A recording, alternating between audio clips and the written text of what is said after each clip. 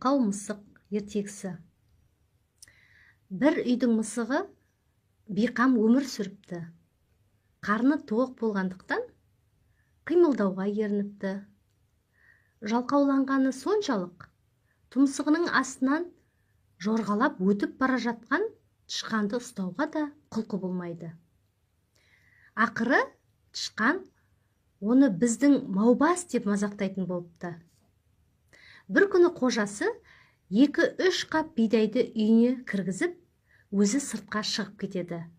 Сол кезде қап толы астыққа тышқандар тұс-тұстан лап қояды.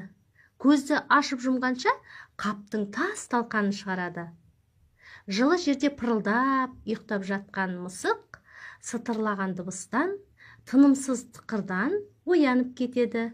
Сонда қаптың жібін бытырлата қырқып, дәнді күтірлете күйсеп жүрген тышқандарды көреді.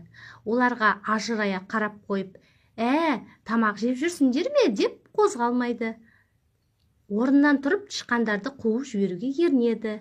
Қойшы, жей берсін деп жата береді. Бір кезде үйге кіріп келген қожасы тесілген қапты, шашылып жатқан дәнді көреді де, манаурап жатқан мысыққа жетіп барады. Мен үйде сен бар ғой деп сеніп жүрсем, тіпті үйге кірген ұры тышқандарды да ұстай алмайды екенсің ғой. Сені несіне бағамын? Одан да тоғайға апарып құтылайын деп, сақылдаған сары аязда тоғайға апарып тастайды. Өмірінде жылы үйден аттап сыртқа шықпаған жалқау мысық, әппақ қарға оранған ну тоғайды көріп, қатты қорқып